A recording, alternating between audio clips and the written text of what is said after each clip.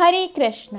श्रीमद् भागवत गीता यथारूप अध्याय 4 दिव्य ज्ञान श्लोक संख्या 29। अन्य लोग भी हैं जो समाधि में रहने के लिए श्वास को रोके रहते हैं। वे अपान में प्राण को और प्राण में अपान को रोकने का अभ्यास करते हैं और अंत में प्राण अपान को रोककर समाधि में रहते हैं। अन्य योगी कम भोजन करके प्राण की प्राण में ही आहुति देते हैं। तात्पर्य: श्वास को रोकने की योग विधि प्राणायाम कहलाती है।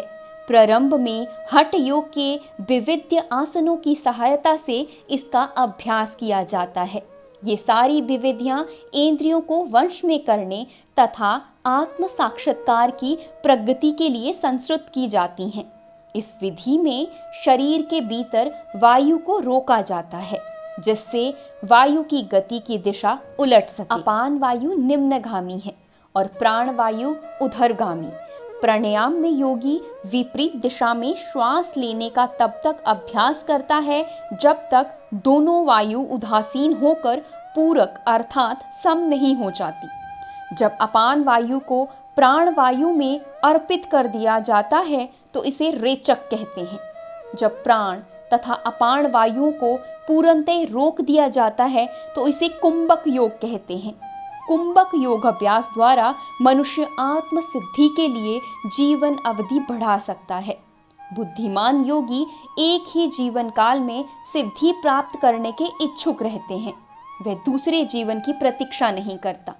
कुंभक योग के अभ्यास से योगी जीवन अवधि को अनेक वर्षों के लिए बढ़ा सकता है, किंतु भगवान की दिव्य प्रेमा भक्ति में स्थित रहने के कारण कृष्ण भावना भवित मनुष्य स्वतः इंद्रियों का नियंता बन जाता है।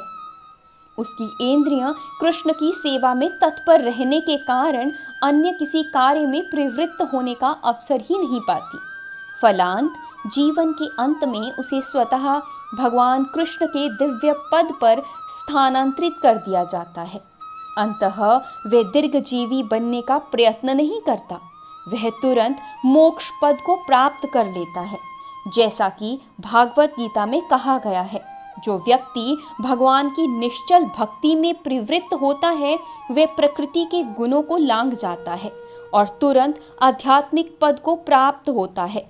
कृष्ण भावना भवित व्यक्ति दिव्य अवस्था से प्रारंभ करता है और निरंतर उसी चेतना में रहता है। अंततः उसका पतन नहीं होता और अंततः वह भागवत धाम को जाता है। कृष्ण प्रसादम को ही खाते रहने से स्वतः कम खाने की आदत पड़ जाती है।